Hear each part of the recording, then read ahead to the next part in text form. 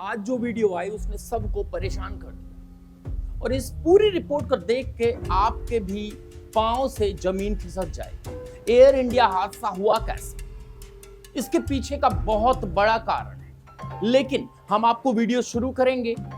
Video में हम कुछ इंफॉर्मेशन देंगे, बताएंगे और उसके बाद धीरे धीरे हम आगे बढ़ते चले जाएंगे। आपसे अनुरोध है वीडियो को पूरा देखें, क्योंकि AI-171 यानी कि बोइंग 787 विमान कैसे हादसे का शिकार हुआ, इसका खुलासा हो गया है। जी हां दोस्तों, भारत की उड़ान में खतरा, विमानन सुरक्षा पर संसदीय पैनल की चौंकाने वाली रिपोर्ट। दोस्तों, क्या आप जानते हैं कि भारत में हर दिन हजारों विमान उड़ते हैं, लेकिन जो लोग इन्हें सुरक्षित रखते हैं, जी हां, जो लोग इन्हें सुरक्षित रखते हैं उनमें से आधे लोग ही अपनी जगह पर हैं और बाकी आधी जगह खाली है। यह सिर्फ आंकड़ा नहीं, बल्कि एक ऐसी सच्चाई है जिसमें आपकी और हमारी जान को खतरा है। 12 जून 2025 को अहमदाबाद में एयर इंडिया का विमान दुर्घटनाग्रस्त हुआ। 260 लोगों की मौत हुई थी। लेकिन क्या आप जानते हैं कि इसके पीछे की असली वजह क्या है? आज मैं आपको बताऊंगा वो सच्चाई जो सरकार छुपाना चाहती है, या फिर कहें कि एजेंसियां छुपाना चाहती हैं। नमस्कार दोस्तों, मैं हूं सौरभ मिश्रा और आपका स्वागत है हमारे चैनल पर। आज 23 अगस्त 2025 आप देख रहे हैं हमारा खास प्रोग्राम न्यूज सर्जरी और इसका एपिसोड नंबर 4। और मैं आपके लिए लेकर आया हूं एक ऐसी खबर जो भारत की विमानन सुरक्षा पर गंभीर सवाल खड़े करती है। संसद की एक समिति ने अभी एक रिपोर्ट पेश की है और जो बताती है, जी हां, जो बताती है कि भारत की विमानन सुरक्षा व्यवस्था अस्तित्व के संकट में है। नागरिक उड्डयन की बात करें, महानिदेशालय जिसको DGCA भी बोलते हैं, DGCA में आधे पद खाली हैं। एयर ट्रैफिक कंट्रोलर्स थकान से काम कर रहे हैं। ये सब सच्चाई है, कड़वी सच्चाई है। रनवे पर दुर्घटनाएं बढ़ती जा रही हैं, ये हम नहीं, आप इसको प्रैक्टिकल देख रहे हैं। भारत के 25% विमान मरम्मत का काम विदेशों में होता है। लेकिन सबसे डरावने वाली बात यह है कि यह सब जानते हुए भी हमारा सिस्टम सामान्यीकरण विचलन की नीति अपना रहा है। सामान्यीकरण विचलन क्या होता है, मैं आपको बताता हूं। अगर आप भारत में उड़ते हैं तो यह वीडियो आपकी जान बचा सकती है। इसे अंत तक देखिए और अपने परिवार के साथ शेयर करना ना भूलें। अध्याय 1 से शुरुआत करते हैं। 12 जून की वो दोपहर एयर इंडिया 171 का सर्च। दोस्तों, 12 जून 2025 की दोपहर 1:39 पर अहमदाबाद के सरदार वल्लभ भाई पटेल अंतरराष्ट्रीय हवाई अड्डे से एयर इंडिया की फ्लाइट A171 लंदन जाने के लिए उड़ी। विमान में सवार थे कितने, ये सारी जानकारी आप लोगों को है, लेकिन एक बार फिर से रिवाइंड कराना चाहिए। विमान में सवार थे 242 लोग, 230 यात्री, 12 क्रू मेंबर। इनमें से 169 भारतीय, 53 ब्रिटिश, 7 पुर्तगाली और 1 कनाडाई जो है कनेडियन नागरिक। उड़ान भरने के केवल 32 सेकंड बाद ही विमान नीचे गिरने लगा। पायलट ने मेडे का संकेत दिया, लेकिन बहुत देर हो चुकी थी। बोइंग 787 ड्रीमलाइनर विमान, जी हां, ये जो बोइंग 787 ड्रीमलाइनर विमान है वो BJ मेडिकल कॉलेज के छात्रावास में जा गिरा। भीषण आग में 5 इमारतें जल गई। केवल एक व्यक्ति बचा, वो विश्वास कुमार रमेश है, सीट नंबर 11A पर बैठे थे। हम आपको ये सब बातें क्यों बता रहे हैं, आप भी सोच रहे होंगे हम ये पूरी रिपोर्ट क्यों कर रहे हैं, आपको समझ में आएगी। प्रारंभिक जांच रिपोर्ट के अनुसार फ्यूल कंट्रोल स्विच अचानक कट ऑफ पर यानी कि कट ऑफ पोजीशन पर चला गया। फ्यूल कंट्रोल स्विच, दोनों इंजन को फ्यूल जो है मिलना वो पूर्ण रूप से बंद हो गया। कॉकपिट रिकॉर्डिंग है उसमें से एक पायलट पूछ रहा था, तुमने क्यों काटा? ये क्वेश्चन मार्क था। दूसरे ने जवाब दिया, मैंने नहीं किया। ये आपने आज तक रिपोर्ट में देखा। और इस दुर्घटना में कुल 260 लोगों की मौत हुई, जिसमें से 241 विमान में सवार लोग थे, उनमें से केवल एक बचे, मैंने आपको ये जानकारी दी। और 19 लोग जमीन पर जो थे वो मारे गए और काफी लोग इस पूरी घटना में घायल हुए। लगभग 67 लोग गंभीर रूप से घायल हुए। दोस्तों, ये सिर्फ आंकड़े नहीं हैं, ये 260 परिवार थे जो अपने प्रियजनों का इंतजार कर रहे थे। उनमें गुजरात के पूर्व मुख्यमंत्री विजय रूपानी भी शामिल थे। जी हां, गुजरात के पूर्व मुख्यमंत्री विजय रूपानी। लेकिन सवाल यह है कि क्या यह दुर्घटना टाली जा सकती है? और जो सवाल मैं कर रहा हूं उसको आगे देखकर आपको समझ में आएगा, क्योंकि अब बढ़ते हैं अध्याय 2 की तरफ, संसदीय समिति की चौंकाने वाली रिपोर्ट। दोस्तों, एयर इंडिया की दुर्घटना के बाद संसद की परिवहन, पर्यटक और सांस्कृतिक संबंधी स्थायी समिति ने भारत की विमानन सुरक्षा की समीक्षा की है। समिति के अध्यक्ष सांसद संजय कुमार झा, जो कि जेडीयू से हैं, उन्होंने रिपोर्ट का नाम overall review of safety in the civil aviation sector पेश की, जिसे संसद में 20 अगस्त 2025 को पेश किया गया। नंबर 1, डीजीसीए में स्टाफ की भारी कमी। सबसे पहले बात आती है डीजीसीए की स्थिति की। दोस्तों, डीजीसीए यानी नागरिक उड्डयन महानिदेशालय वही संस्था जो भारत की सभी विमानन गतिविधियों पर नजर रखती है। चौंकाने वाले आंकड़े आए हैं, आपके पांव से जमीन खिसक जाएगी। जी हां, कुल स्वीकृत पद 1063 हैं और भरे गए पदों की संख्या, मुस्कुराइए, केवल 553 है। रिक्त पद 510 हैं, लगभग 48%। मतलब आधे से ज्यादा सुरक्षा अधिकारी ही गायब हैं। और यह वैसे ही है जैसे आधे पुलिस वालों के साथ पूरे शहर की सुरक्षा करना। और ये भी एग्जाम्पल बहुत कम है एविएशन में खतरा। भर्ती प्रक्रिया की समस्या की बात करें तो समिति का कहना है डीजीसीए की भर्ती प्रक्रिया धीमी और अनम्य है। यूपीएससी के माध्यमों से भर्ती में सालों लगते हैं। जी हां, जो यूपीएससी है उसके हिसाब से जो भर्ती उससे सालों लगते हैं और तकनीकी विशेषज्ञों को आकर्षित नहीं कर पा रहे हैं।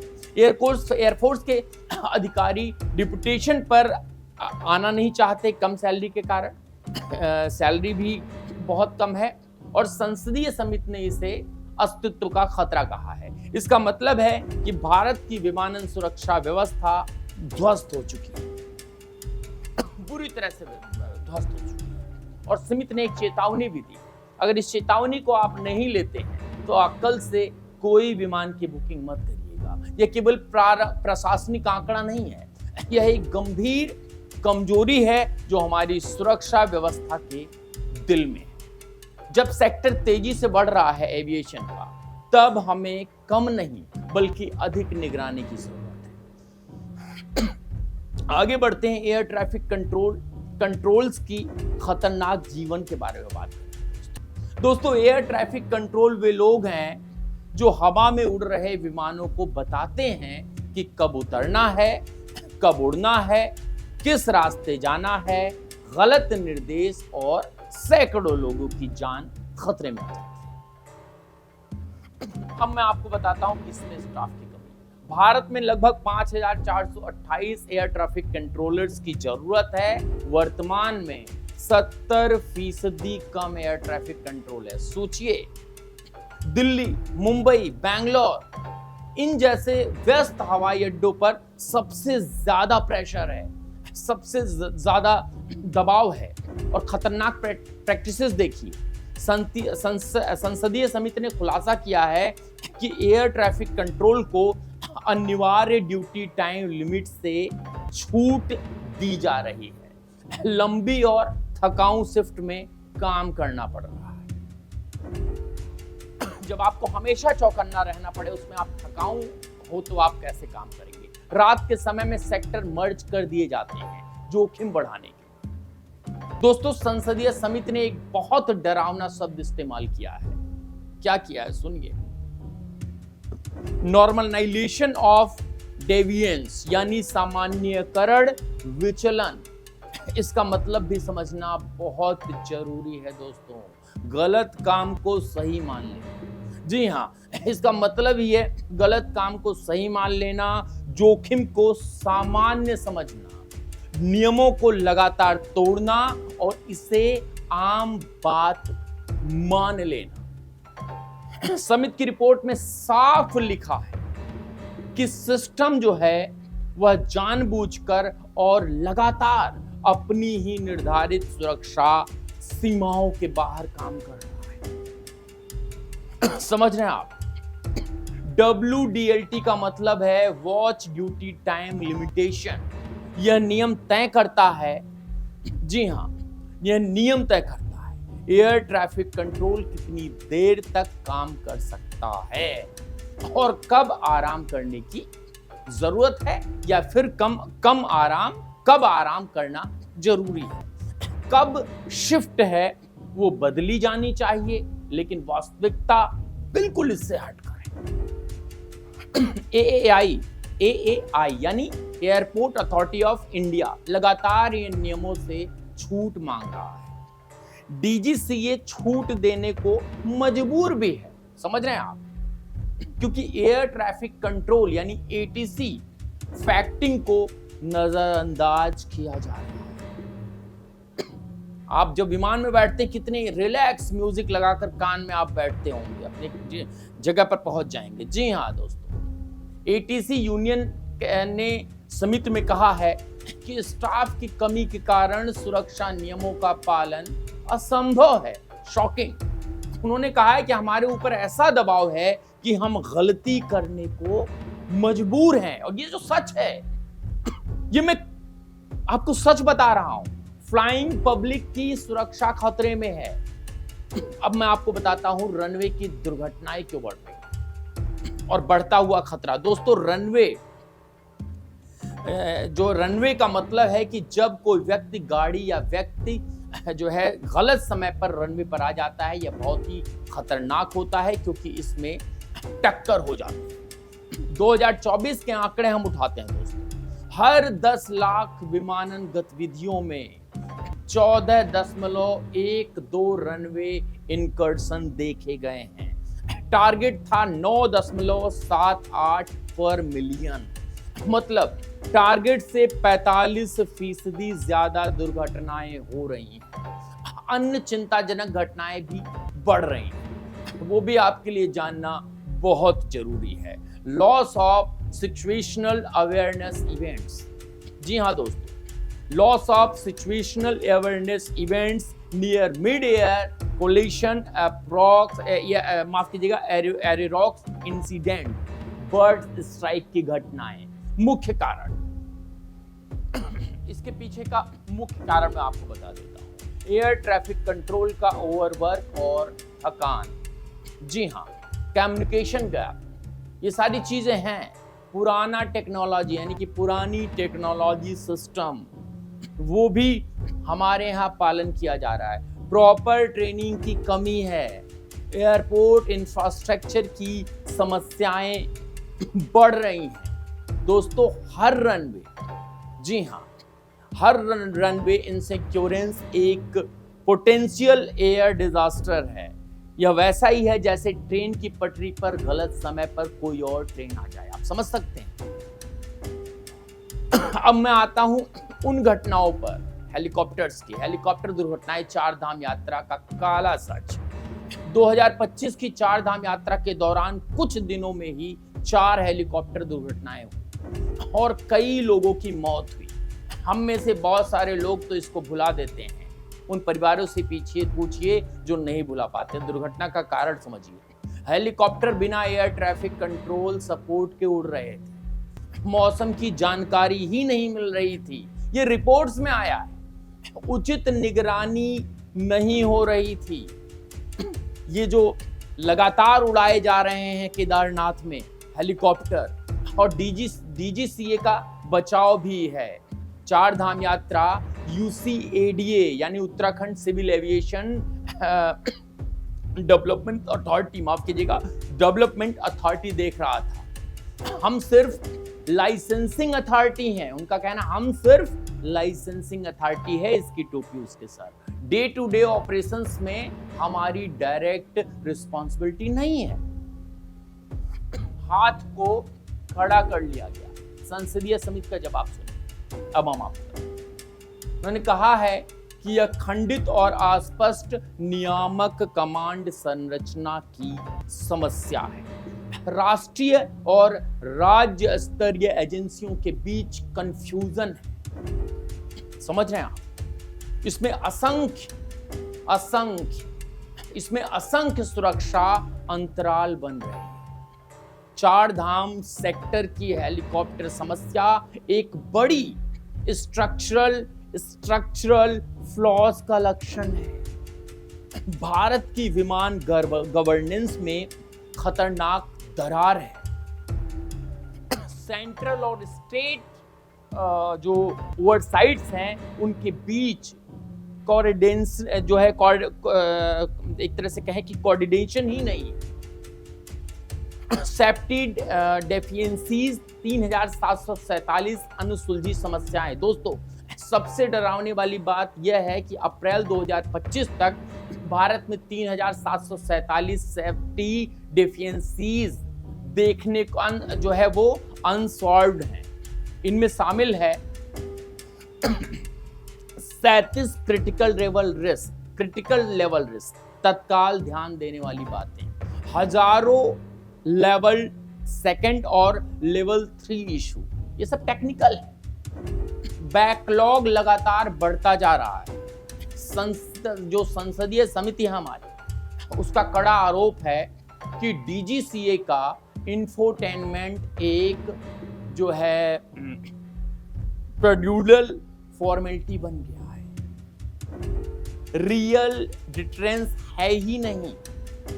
एयरलाइंस प्रॉफिट को मेंटेनेंस के ऊपर रखा जा रहा है। तत्काल करने योग्य कार्य किए नहीं जा रहे हैं। एक बच्चे की भी टिकट ले लेंगे फ्लाइट में, लेकिन आपकी सुरक्षा की जिम्मेदारी नहीं है। क्रिटिकल केसेस के लिए 72 घंटों में एक्शन हो रहा है। फाइनेंशियल जो पेनल्टीज हैं और स्ट्रिक्ट जो एक तरह से कहें कि इन्फोर्समेंट है, वो लाइसेंस कैंसलेशन की धमकी जो है एक तरह से बनकर केवल रह गई है। Independent adults of DGCA enforcement system. दोस्तों, यह वैसा ही है जैसे पुलिस को पता है कि कौन अपराध हो रहा है। पुलिस को पता है कि अपराध हो रहा है, लेकिन वह केवल रिपोर्ट लिख रही है, एक्शन नहीं ले रही है। सीधे शब्दों में कहें, आगे बढ़े तो micro crisis 85% depends on foreign countries. दोस्तों, MRO का मतलब है मेंटेनेंस, रिपेयर एंड ओवरहॉल, यानी विमानों की मरम्मत और रखरखाव का काम। ये क्यों जरूरी है ये आपको बताने की जरूरत नहीं है, लेकिन चलिए हम आपको बता देते हैं। विमान की सुरक्षा के लिए इंजीनियरिंग मेंटेनेंस सबसे महत्वपूर्ण है इसमें, और जो MRO है इसका कुल ऑपरेटिंग कॉस्ट 12 से 15% खर्च होता है। फ्यूल के बाद दूसरा सबसे बड़ा खर्चा ये है जो मैं आपको बताए, और चौंकाने वाले आंकड़े भी हैं, उसे भी सुनकर आप शॉक्ड रह जाएंगे। भारत की 85% MRO नीड्स विदेशों से पूरी होती है। 85% MRO नीड्स मुख्यतः सिंगापुर, UAE, मलेशिया में भेजे जाते हैं। सालाना 15,000 करोड़ विदेश में खर्च करते हैं। संसदीय समिति की चेतावनी भी है इसमें। उन्होंने कहा है कि यह केवल बिजनेस डिसीजन नहीं है, यह एक राष्ट्रीय मुद्दा है जिसमें महत्वपूर्ण स्ट्रेटेजिक और इकोनॉमिक जो है एक तरह से वल्नरेबिलिटीज हैं। और दोस्तों, जो हमारा एयर ट्रैफिक कंट्रोल है ना, उसको प्रॉपर ट्रेनिंग ही नहीं मिल रही है। ये बहुत ज़्यादा खतरनाक है, बहुत ज़्यादा खतरनाक है। और अगर करंट ट्रेनिंग इशू की बात करें, अभी की तत्कालीन, ट्रेनिंग इशू की बात करें तो कुछ एयर ट्रैफिक कंट्रोल्स हैं, उनको एक तरह से कहें कि इन दिन से एक तरह से उनको एक हाफ ट्रेनिंग मिल रही है। रिक्रूटमेंट और टेक्निकल कैपेसिटी के बीच असंतुलन है, भारी असंतुलन है। मॉडर्न इक्विपमेंट्स पर ट्रेनिंग ही नहीं दी जा रही है। मतलब अगर कुछ मॉडर्न आया, चला लो भाई, उड़ा लो, या फिर उसको वैसे रिपेयर कर लो। ट्रेनिंग, स्पेसिफिक ट्रेनिंग मिसिंग है, पहाड़ी एरिया के लिए खासकर। 4 धाम दुर्घटनाओं के बाद पता चला है, जब हमारे 4 धाम की दुर्घटनाएं हुई हैं उसके बाद पता चला है। भारत की उड़ान में बाधाएं और सुधार की बात करें तो दोस्तों, आज हमने जो कुछ जाना वह बहुत चिंताजनक है। आप क्या कर सकते हैं दोस्तों? यह सिर्फ एक गवर्नमेंट का, एविएशन इंडस्ट्री की जिम्मेदारी नहीं है। हम सभी, जी हाँ, हम सभी इसके स्टेक होल्डर्स हैं। पैसेंजर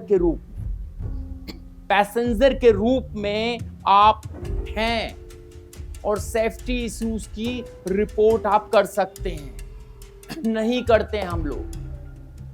बहुत सारी सेफ्टी इश्यूज हमें भी दिख जाती है एयरलाइंस में, नहीं करते हैं। एयरलाइंस कंपनी से ट्रांसपेरेंसी की मांग कर सकते हैं हम लोग, सोशल अवेयरनेस बढ़ा सकते हैं। इतना बड़ा देश है, 100 करोड़ से ज्यादा की आबादी है। क्वालिटी ओवर कॉस्ट को प्रायोरिटी दे सकते हैं। सिटीजन के रूप में आप क्या कर सकते हैं? सिटीजन के रूप में आप पार्लियामेंट्री रिप्रेजेंटेटिव्स को प्रेशर कर सकते हैं। आप अपने एमपीज को प्रेशर कर सकते हैं आरटीआई के थ्रू, यानी आप आरटीआई लगा सकते हैं। आरटीआई के थ्रू गवर्नमेंट को एक तरह से गवर्नमेंट की जो अकाउंटेबिलिटी है वो आप मांग सकते हैं। एविएशन पॉलिसी में पब्लिक है वो पार्टिसिपेट कर सकती है। भारत में सब कुछ है, टैलेंटेड वर्कफोर्स है, ग्रोइंग इकोनॉमी है, स्ट्रेटेजिक लोकेशन है, सब जरूरत है। पॉलिटिकल विल और प्रोफेशनल अप्रोच की, बस अगर हमें जरूरत है तो पॉलिटिकल विल और प्रोफेशनल अप्रोच की है। संसदीय समिति की रिपोर्ट एक वेकअप कॉल है। अगर हम अभी एक्शन लेते हैं तो भारत वर्ल्ड का सेफेस्ट एविएशन हब बन सकता है, जिसको आज लोग मजाक बनाकर चले जाते हैं।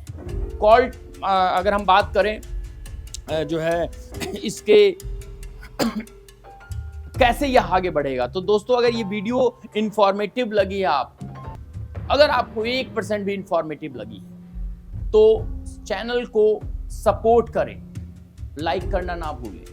लाइक का टारगेट रखते हैं 50,000 लाइक।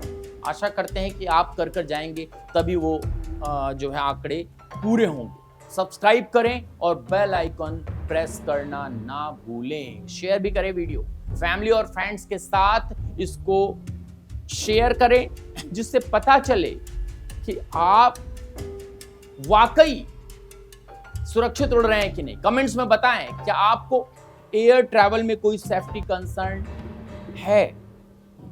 आपको कौन सी फाइंडिंग सबसे शॉकिंग लगी जो हमने बताया, ये आप कमेंट्स में बताएं।